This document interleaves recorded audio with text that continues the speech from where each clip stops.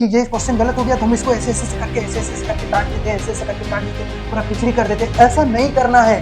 दो पेन भी आप चला सकते हैं, कोई भी ब्लू पेन और उसके साथ साथ ब्लैक पेन। और ब्लू पेन के साथ साथ इन्होंने क्या किया कि पेंसिल का यूज किया, ठीक है। पेंसिल का यूज से इसने रेक्टेंगुलर बॉक्स में स्टेटमेंट को लिख दिया, फिर अच्छे से फिगर ड्रॉ किया, उसे इवेंट दिया, टू प्रूफ दिया, कंस्ट्रक्शन दिया, उसके बाद फिर आगे बढ़ के सर मैंने सारे क्वेश्चंस कर लिए केस स्टडी के, सर मैंने सारे क्वेश्चंस कर लिए बुक के, और सारे मैथमेटिक्स के सारे चैप्टर्स के सारे क्वेश्चंस कर लिए, यहां तक कि प्रीवियस ईयर्स क्वेश्चन भी कर लिया। क्या मेरा फुल मार्क्स नहीं आएगा? बिल्कुल आएगा, लेकिन सिर्फ क्वेश्चन सॉल्व कर लेने से, बुक खत्म कर लेने से, सारे चैप्टर बना लेने से नहीं, उसको सही तरीके से लिखने से। अब बात आता है कि सर सही क्या तरीका है लिखने का? मैंने तो हाफ ईयरली दिया, फुल में फुल मार्क्स आया। मैंने तो और भी एग्जाम दिए, फुल में फुल मार्क्स आए। तो क्या बोर्ड एग्जाम में उसी तरह लिखेंगे तो नहीं आएगा? बिल्कुल आएगा। लेकिन अगर आपने वहां पर कुछ गलतियां करी है, तो वो गलतियां अगर आप कॉपी में ठीक से नहीं देख पाए, तो उस वे से छोड़कर आपको सही तरीका अपनाना पड़ेगा, जिसकी वजह से जो एग्जामिनर है आपका, बोर्ड का कॉपी बाहर जाएगा चेक होने के लिए, वो तो आपको नहीं जानता ना, वो तो आपको बिल्कुल नहीं जानता कि कौन है, नाम क्या है इसका, ये नाम है, ये नाम है, ये तो मेरा बच्चा है, ऐसा तो नहीं जानता। ठीक है, वो आपके कॉपी से, आपके क्लियरिटी के लिखने के क्लियरिटी से ही पता लगा लेगा कि ये बच्चा कैसा है और इस बच्चे को फुल मार्क्स लाने की संभावना है या नहीं है। तो अगर आप फुल मार्क्स लाना चाहते हैं तो ये जरूर आपको देखना चाहिए कि सीबीएसई के टॉपर्स किस तरह से फुल मार्क्स लाने के लिए अपने आंसर राइटिंग करते हैं, यानी क्वेश्चन सॉल्व करते हैं, चाहे वो फिजिक्स हो के मतलब मैथ्स हो, साइंस हो, एसएसटी हो, हिंदी हो, इंग्लिश हो। आज मैं बच्चों लेके आया हूं मैथमेटिक्स स्टैंडर्ड यानी 041 जो सब्जेक्ट कोड है, वो 2024 में जो टॉपर्स है, ठीक है, बोर्ड एग्जाम के जो टॉपर्स है क्लास 10th के, उसको उसके आंसर शीट लेके आया हूं, है ना। मैं इसको दिखा के आपको एक एक चीज बताऊंगा कि आपको आंसर राइटिंग लिखते समय किन किन बातों का ध्यान रखना पड़ेगा, ताकि नॉलेज रहते हुए भी आप फुल मार्क्स गेट करने में पीछे ना छूटे। चलिए शुरू करते हैं इस वीडियो को। आप बोलेंगे सर 2024 क्यों, 2025 क्यों नहीं? क्योंकि 2025 का अभी भी जो बच्चे टॉप किए हुए हैं, उस बच्चों का अभी भी जो ऑफिशियल वेबसाइट है सीबीएसई का, उसमें नहीं है अपलोडेड। तो 2024 का जो टॉपर्स है उसका अपलोडेड है आंसर शीट। वही चीज अभी हम लोग देखेंगे और एक एक करके उस चीज को समझेंगे, और अगर आप वहां पर गलती कर रहे हैं आंसर राइटिंग लिखने में, तो अपने आप को सुधार ले। 2-4 मिनट का वीडियो होगा, आपके लिए बहुत ही बेनिफिशियल साबित होगा। ठीक है, चलिए शुरू करते हैं इस वीडियो को। तो देखिए, ये जो बच्चा है उन्होंने पूरी तरह से सेक्शन वाइज पहले लिखा है। मैं यहाँ एक छोटा सा बेसिक बता देता हूँ कि आपको किस तरह से लिखना है। अगर आपका सेक्शन वाइज क्वेश्चन है, अगर क्या हर एक क्वेश्चन सेक्शन वाइज ही रहता है, सेक्शन वाइज क्वेश्चन है, section A, section B, section C, ठीक है, तो इस तरह से आप लिखेंगे, उस सेक्शन वाइज क्वेश्चन लिखेंगे और सॉल्व करेंगे। अगर आपको सेक्शन वाइज क्वेश्चन सॉल्व करना नहीं आ रहा है, कि सेक्शन ए का सारे क्वेश्चन हमको नहीं आता, सेक्शन बी के कुछ क्वेश्चन आते हैं लेकिन सेक्शन सी के फिर आते हैं, तो कोई बात नहीं। सेक्शन बी का अगर क्वेश्चन नंबर 15 आपने सॉल्व किया और सेक्शन सी का क्वेश्चन नंबर 24 आपको पता है, तो कोई बात नहीं, 15 के बाद आप सेक्शन सी लिख दीजिए और 24 बना दीजिए, कोई दिक्कत नहीं। फिर आप सेक्शन बी लिख के बना सकते हैं, उससे कोई दिक्कत नहीं, लेकिन आपको सेक्शन लिखना और क्वेश्चन नंबर लिखना बहुत जरूरी है। रही बात एमसीक्यू की, कि एमसीक्यू किस तरह से लिखा जाए, तो आपको मैं बता दूं कि एमसीक्यू लिखने के 3 तरीके हैं। सबसे पहला, मान के चलो कि क्वेश्चन नंबर 1 जो है उसका ऑप्शन ए, बी, सी और डी इस तरह से है, और क्वेश्चन ऑप्शन नंबर ए में अगर 4 है, ठीक है, इसमें 3 है और ऑप्शन ए ही सही होगा, तो कुछ बच्चे ऐसे लिखते हैं क्वेश्चन नंबर ए का आंसर ऑप्शन ए। ये एकदम बिल्कुल सही तरीका है, भले वो 4 डिजिट लिखे या नहीं, उसमें जो डिजिट दिया है उसको आप लिखे या नहीं लिखे उससे कोई फर्क नहीं पड़ता। ठीक है, बहुत सारे बच्चे ऐसे लिखते हैं क्वेश्चन नंबर 1 का आंसर ए का 4, इस तरह से लिखते हैं। ठीक है, ये भी सही तरीका है, लेकिन कुछ बच्चे ऐसे लिख देते हैं कि क्वेश्चन नंबर 1 का आंसर हो जाएगा सिर्फ 4 और ऑप्शन लिखा ही नहीं कि ए होगा कि बी होगा कि सी होगा कि डी होगा। तो ये बिल्कुल गलत तरीका है, ये सही नहीं तरीका है। अगर आप ऐसा गलती करते हैं तो अभी ही छोड़ दीजिए, ताकि आपको बोर्ड एग्जाम में पछताना ना पड़े। बहुत इरिटेटिंग होता है चेक करना, हम लोग भी जाते हैं सीबीएसई कॉपी चेकिंग में, मैं पिछले 4 साल से जा रहा हूं, तो मुझे नॉलेज है कि किस तरह से वहां सीबीएसई में कॉपी चेकिंग होती है, और भी जो टीचर्स बैठे होते हैं किसका माइंडसेट कैसा है, कौन कहां से आया है, कितना दूर से आया है, कौन लड़के आया है, झगड़ के आया है, तो ऐसे देखेगा तो बिल्कुल बहुत फ्रस्ट्रेशन हो जाता है। तो वो काम नहीं करना है। ठीक है, आपने सही लिखा है तो आपको मार्क्स मिलेगा, लेकिन तरीका सही होना चाहिए। बात समझ रहे? तो ये तरीका सही है, ये तरीका सही है। अब बात आता है कि कौन ज्यादा अच्छा है सर, तो ये तरीका ज्यादा अच्छा है। देखिए, टॉपर्स भी उसी तरह कुछ लिखे हुए हैं। देखिए यहाँ पर आपको देखने को मिलेगा मैथमेटिक्स स्टैंडर्ड, देखिए लिखा है ना, तो मैथमेटिक्स स्टैंडर्ड में क्या लिखा है, मैथमेटिक्स स्टैंडर्ड 041, ठीक है, इसका सब्जेक्ट कोड है। और सेक्शन ए के क्वेश्चन नंबर 1, 2, 3, 4 इस तरह से नंबर यहाँ पर जिस तरह सीबीएसई ने अपलोड किया है, तो उसका पर्सनल इन्फॉर्मेशन लीक ना हो जाए, इसीलिए उस पर्सनल इन्फॉर्मेशन को इरेज कर देते हैं। ठीक है, और सामने से उसका कहीं कहीं नंबर मिट गया है, ऐसा नहीं कि उसने नंबर नहीं दिया, नंबर दिया है। ठीक है। तो ऑप्शन क्वेश्चन नंबर 1 का ऑप्शन नंबर बी देखिए लिखा है ना, ऑप्शन नंबर बी, और उसमें जो डिजिट है वो है 2, वो है आंसर। फिर एक लाइन छोड़ दिया है बेटा, देखो एक लाइन छोड़ दिया। फिर क्वेश्चन नंबर 2 का ऑप्शन नंबर सी, ये कोऑर्डिनेट ज्योमेट्री का क्वेश्चन है, ठीक है। क्वेश्चन अभी आपको देखने को नहीं मिलेगा, डायरेक्ट आंसर देखने को मिलेगा। हम आंसर राइटिंग दिखा रहे हैं कि किस तरह से आप क्वेश्चन सॉल्व करेंगे अपने कॉपी में, वो चीज दिखा रहे हैं, है ना।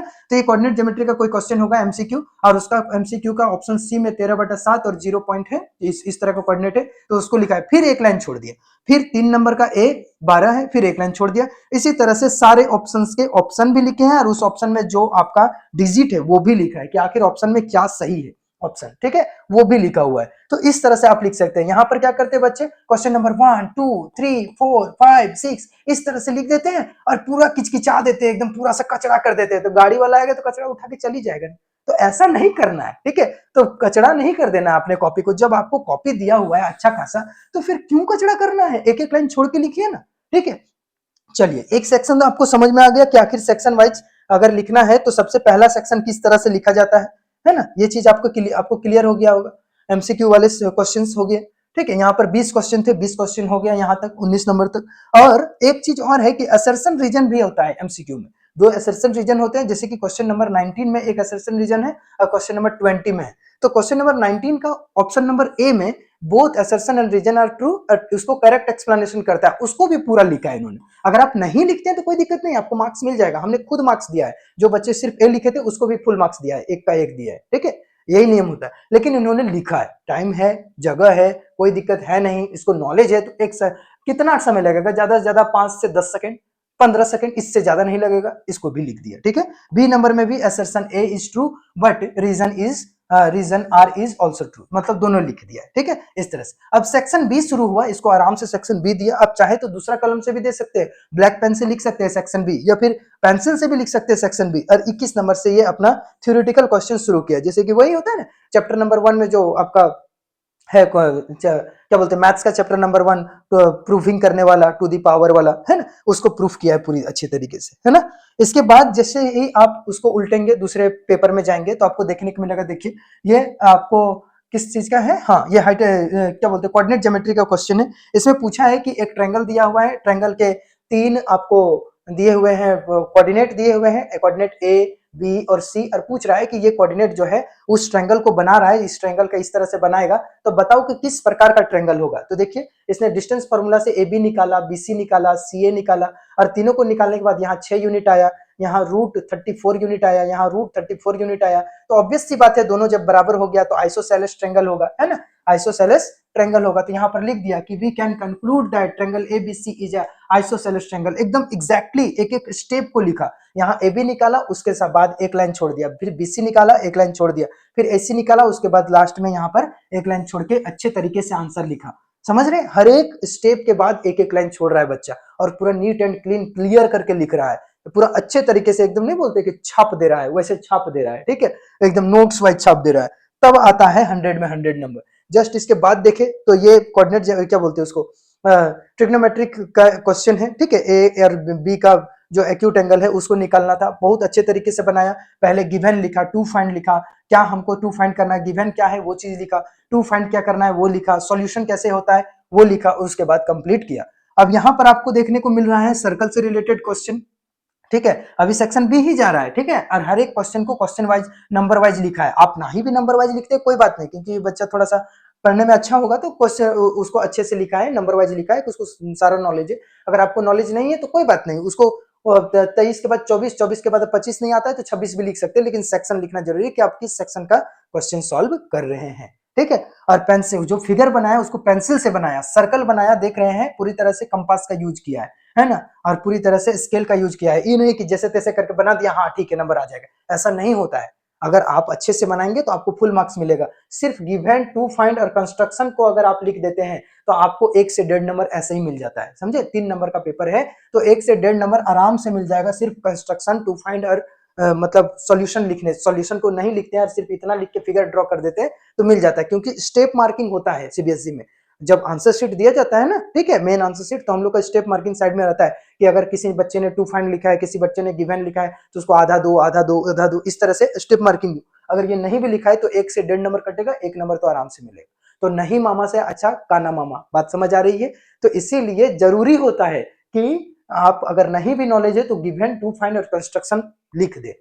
ठीक है, इस तरह से। अगर किसी बच्चे ने गलती किया है, जैसे आप भी लिखते लिखते ऐसा होता होगा कि अरे ये तो क्वेश्चन गलत हो गया, मुझे तो आता ही नहीं था, ये क्वेश्चन तो सही नहीं बनाए हम, बिल्कुल रॉन्ग है, तो उसको ऐसे करके आप जो करते हैं ना इस तरह से करके, ठीक है, कि ये क्वेश्चन गलत हो गया तो हम इसको ऐसे ऐसे करके ऐसे ऐसे करके काट देते हैं, ऐसे ऐसे करके काट देते हैं, पूरा खिचड़ी कर देते हैं। ऐसा नहीं करना है। देखिए एक लाइन सिर्फ इसने खींच दिया, हो गया काम कंप्लीट। ठीक है, ये गलत हो गया। इसके बाद जस्ट आगे आप देखेंगे तो इसको अच्छे तरीके से नए पेज में बनाया हुआ है। ठीक है, यहां पर भी एक लाइन खींच दिया, ये गलत हो गया। इसको फिर नए तरीके से दूसरे क्वेश्चन को बनाया, सेक्शन सी शुरू किया, आगे से बनाना ये शुरू कर दिया। ठीक है, ये एपी का क्वेश्चन है, पूरी तरह से क्या गिवन है, क्या प्रूफ करना है, प्रूफ में कैसे हम लाए। और जहां पर फॉर्मूला लिख रहा है, एक चीज ध्यान देना, जहां पर फॉर्मूला लिख रहा है वहां पर पेंसिल से रेक्टेंगुलर बॉक्स में बंद कर रहा है। अगर आप मेरे से पढ़े होंगे तो आपको हर बार जब मैं पढ़ाता हूँ, जब मैं ब्लैक बोर्ड में लिखता हूं तो सारे फॉर्मूले को रेक्टेंगुलर बॉक्स में मैं बंद करता हूं। ठीक है, अगर आप चैनल पे नए हैं तो लाइक सब्सक्राइब कर सकते हैं। आगे आने वाले समय में मैं हॉट क्वेश्चन भी लेके आऊंगा, असर्शन रीजन भी लेके आऊंगा। ठीक है, आपके लिए बेनिफिट ही होगा और बहुत अच्छे अच्छे ट्रिक भी बताऊंगा ताकि आप फुल से फुल मार्क्स स्कोर कर पाए। अब यहाँ पर ये पूरी तरह से जो सम निकालना था उसको बनाया हुआ है, अच्छे तरीके से सॉल्व किया हुआ है। और हर एक बार मैं बार बार बोलता हूं कि इंप्लाइज दैट देना बहुत जरूरी है। देखो इन्होंने यहाँ पर एस एम बराबर जो भी क्वेश्चन है उसको इधर से पूरा फॉर्मूला लिखा है, बीच में इक्वल टू दिया है। अब बीच में इक्वल टू के बाद जैसे आगे प्रोसेस गया हर बार equal, implies that, implies that, implies that, इस तरह से दिया है। इंप्लाइज दैट देना जरूरी है क्योंकि उससे एक सीरीज बनता है कि आप एक सीधा लिख रहे हैं। ठीक है, एक तरीके से लिख रहे हैं, टेढ़ा मेढ़ा नहीं लिख रहे हैं, इधर उधर का नहीं लिख रहे हैं। ये नहीं कि यहाँ पर अगर x बराबर ऐसे आया, x इज इक्वल्स टू आपको लिखना है तो कुछ ऐसा ना लिख दे कि x इज इक्वल्स टू इस तरह से कि x इज इक्वल्स टू 4+5 तो x इज इक्वल्स टू 9। यहाँ बात है x यहाँ चल रहा था और यहाँ लिख के आंसर आ गया। ऐसे नहीं करना है, यहीं पर लिखना है x इज इक्वल्स टू 9 और यहाँ इस तरह से इंप्लाइज दैट देना है ताकि एक सुटेबल दिखे, चीजें दिखे कि हाँ कहाँ पर क्या हो रहा है। बात क्लियर है? जस्ट इसके आगे आते हैं। ठीक है, इस तरह से हर एक सेक्शन को प्रूफ किया है, हर एक सेक्शन को अच्छे तरीके से बनाया है। जहां पर फिगर वाइज क्वेश्चन है, जहां पर ज्योमेट्री का क्वेश्चन है, एकदम राइट साइड में उसको फिगर बनाया है, पेंसिल से, नुकीली पेंसिल से बनाया है, स्ट्रेट लाइन खींचा हुआ है, साथ ही गिवन लिखा है, टू प्रूफ लिखा है, कंस्ट्रक्शन लिखा है। इस तरह आप भी लिखते होंगे।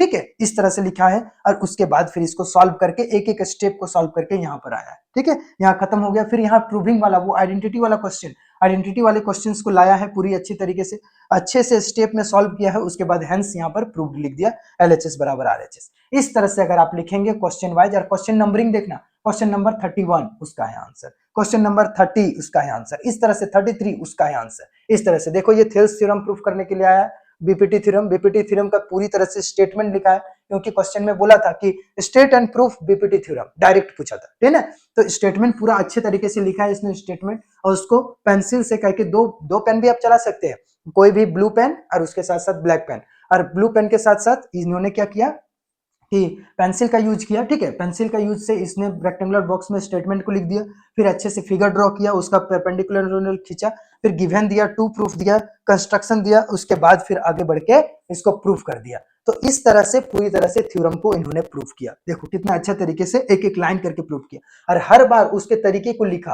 कि यहाँ पर इसने 1/2 इंटू बेस इंटू हाइट किया। आप समझ पा रहे होंगे। ठीक है, आप भी इसको पूरी चुटकियों में बना देंगे, हमको पता है। ठीक है, लेकिन लिखने का तरीका देखो, यहाँ करने के बाद इसको रेक्टेंगुलर बॉक्स में बंद कर दिया, फिर इसको लिखा, फिर इसको बंद कर दिया, इक्वेशन 1 2 माना, यहाँ कंप्लीट करके इसको दोनों को इक्वल कर दिया। इस तरह से हेंस प्रूव्ड लिख दिया। और फिर यहाँ पर आ गया हाइट एंड डिस्टेंस का सवाल है, हाइट एंड डिस्टेंस को बनाया अच्छी तरीके से ऐसे करके, जहां पर लगा कि हाँ यहाँ से अब नहीं हमको लिखना चाहिए, एक लाइन खींच दिया। फिर आगे भी ऐसा नहीं कि यहाँ पर खत्म हो गया, आगे भी जो आपका एक देता है फिगर वाला क्वेश्चन, जो एक्स एक्सिस वाई एक्सिस, वो कोऑर्डिनेट ज्योमेट्री वाली, तो उसमें एक जो ग्राफ पेपर देता है, उस ग्राफ पेपर में उस क्वेश्चन को बनाया। 32 नंबर का एक ग्राफ से रिलेटेड क्वेश्चन था, तो ग्राफ से रिलेटेड क्वेश्चन बनाया, उसको एक्स एक्सिस वाई एक्सिस को अच्छी तरीके से आप क्या करेंगे, हर एक लाइन को, इसको एक मान लिया तो जस्ट इसके साइड में ही दो मान लिया आपने, एक, फिर इसके साइड में ही दो मान लिया, एक लाइन, 2 3 4 5 6। अब यहां से खींचेंगे तो बहुत खिचड़ी बनेगा कि नहीं, वो छोटा छोटा बनेगा, नहीं दिखेगा। ऐसा नहीं करना है, हर एक 2 लाइन के बाद एक पॉइंट मानना है। देखो यहाँ 2 लाइन के बाद एक पॉइंट मानना, फिर यहाँ 2 लाइन के बाद एक पॉइंट, फिर यहाँ 2 लाइन के बाद एक पॉइंट। इस तरह से ज्यादा ज्यादा गैप रखेंगे आप एक एक पॉइंट पे, तो क्या होगा कि आपके पॉइंट्स भी निकालने में इजी होंगे, कोऑर्डिनेट निकालने में इजी होंगे, ग्राफ खींचने में इजी होंगे। ठीक है, और फिर आप लिख पाएंगे अच्छे से। और एक ही जगह खिचड़ी कर देंगे, जबकि बड़ा सा पेज दिया है और इतना ही छोटा में छोटा सा बना दिया।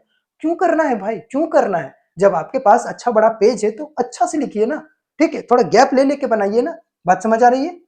तो इस तरह से आपको फिगर ड्रॉ करना है, फिगर वाला क्वेश्चन को इस तरह से बनाना है। जस्ट इसके बाद आएंगे तो सर्कल से रिलेटेड क्वेश्चन है। सर्कल को अच्छी तरह से कंपास का यूज करके सर्कल बनाया, रेडियस लिखा, उसको पूरा अच्छी तरह से बनाया, ठीक है, ऐसे करके सब बनाया हुआ है। और यहाँ पर फिर सेक्शन ई वाले क्वेश्चन जो आपका केस स्टडी होता है, केस स्टडी को देखिए, सेक्शन 36 नंबर का 1, 36 नंबर का 2, इस तरह से बनाया है। 36 नंबर का 1 में एक एक क्वेश्चन नंबर, 36 नंबर का 1 में इसका 1 नंबर है, तो यहाँ तुरंत उसको 1 मार्क्स मिल जाएगा, यहाँ तुरंत उसको 1 मार्क्स मिल जाएगा, यहाँ तुरंत उसको 1 मार्क्स मिल जाएगा, 2 मार्क्स मिल जाएगा। तो इस तरह से 4 मार्क्स के केस स्टडी होते हैं, 1 1 2 और इधर से 2 2 2 4, 4 नंबर 4 गो होता है, 3 गो होता है केस स्टडी, 4 मार्क्स का 12 नंबर का, तो उसने बनाया है, देखिए इधर से, ठीक है। ये 25 नंबर का ए, 25 नंबर का 2, इस तरह से केस स्टडी भी बनाया है उन्होंने, है ना। और कंप्लीट होने के बाद जैसे ही पेपर एंड हो जाता है तो यहाँ पर लिख दिया एंड ऑफ द पेपर, देखिए यहाँ पर सामने से लिख दिया कि एंड ऑफ पेपर, यहाँ लिख दिया ना एंड ऑफ पेपर, ठीक है, क्योंकि आपने लिखना बंद कर दिया। कितना खूबसूरत लिखा है, हर एक बार ये एम्प्लॉइज दैट यहाँ नहीं दिया है, आप चाहे तो दे सकते हैं यहाँ पर एम्प्लॉइज दैट, ठीक है। तो कहीं कहीं इसका छूट गया है, बट उससे कोई फर्क नहीं पड़ता है, एम्प्लॉइज दैट देना बहुत ज्यादा जरूरी नहीं है, लेकिन अगर आप देते हैं तो सुटेबल दिखता है, अगर आप नहीं भी देते हैं तो कोई बात नहीं, खाली इक्वल टू का जो साइन है ना वो एक से एक, मतलब नीचे नीचे एकदम सीरीज में आना चाहिए। देखिए इसका सीरीज में आया तो एक साथ आना चाहिए, ये नहीं कि यहाँ इक्वल टू थे बाद में यहाँ दे दिए, बाद में यहाँ दे दिए, आंसर यहाँ ले आया और इधर पूरा खाली, ऐसा नहीं होना चाहिए। बात समझ आ रही है? ठीक है, तो इतना पूरा कंप्लीट करने के बाद आपको पता चल गया होगा कि इस तरह से अगर आप लिखते हैं तो 80 में 80 आराम से आएगा, और आपको प्रैक्टिकल में दिया जाएगा 20 मार्क्स, तो हो जाएगा कितना 100, यानी 100 में 100 अगर आपको स्कोर करना है तो कुछ इस तरीके से आपको लिखना पड़ेगा, तब आप मुस्कुराएंगे और 100 में 100 आएगा। बात समझ आ रही है ना। तो इस तरह से आपको लिखना है, नीट एंड क्लीन लिखना है, लिखते समय ध्यान देना है कि इंप्लाइज दैट सही जगह देना है, फिगर का यूज करना है, फिगर को अच्छी तरह पेंसिल से बनाना है, ठीक है, और सेक्शन वाइज क्वेश्चन लिखना है। एमसीक्यू को लिखते समय ऑप्शन और उसका ऑप्शन में क्या आंसर है वो भी लिखना है, हर एक बार एक एक लाइन छोड़ना है, हर एक स्टेप लिखने के बाद एक लाइन छोड़ के अगला स्टेप को बनाना है, ताकि नीट एंड क्लियर दिखे। और सबसे इंपॉर्टेंट बात टाइम मैनेजमेंट, टाइम मैनेजमेंट बहुत जरूरी है। अगर आप टाइम मैनेजमेंट नहीं कर पाए तो पता चलेगा 25-26 नंबर तक गए और 2.5 घंटा बीत गया। वैसा काम नहीं करना है, एकदम टाइम मैनेजमेंट करें। टाइम मैनेजमेंट करने का सबसे अच्छा तरीका है कि पहले प्रीवियस ईयर क्वेश्चन बनाए, सैंपल पेपर बनाए और घर में टाइमिंग टेबल पर रख के बनाए। बात समझ आ रही है? और कोशिश करें कि 3 घंटा में 3 घंटा ना दे, 2:45 टाइम दे, ज्यादा से ज्यादा 5 मिनट और ले लीजिए और 10 मिनट टाइम अपने लिए बचा के रखें, ताकि एक बार आप रिव्यू कर पाए उस पेपर को कि मैंने कहां कहां चेक कर पाए उस पेपर को, कि कहीं मैंने फॉल्ट तो नहीं छोड़ दिया है, कहीं मैंने गलती तो नहीं छोड़ा है। उसको कंप्लीट करे, अच्छा करे, उसको अगर एरर है कहीं तो उसको सॉल्व करे, उसको करेक्ट करे और फिर आराम से संतुष्टि के साथ पेपर सबमिट करे, तब आता है फुल मार्क्स। ठीक है, तो चलिए आज का वीडियो यहीं रखते हैं, फिर नए सब्जेक्ट के साथ, नए टॉपर्स के आंसर शीट के साथ मिलेंगे। अगर आपको ये चीज डाउनलोड करना है या अपने मोबाइल में लेना है तो डिस्क्रिप्शन में लिंक है, वहां से डाउनलोड कर सकते हैं। बाय बाय, टेक केयर, खुश रहिए, मस्त रहिए। अगर आपको लगता है कि मैंने अच्छी चीजें बताई तो बेटा सब्सक्राइब करना ना भूलिए। Bye bye, take care.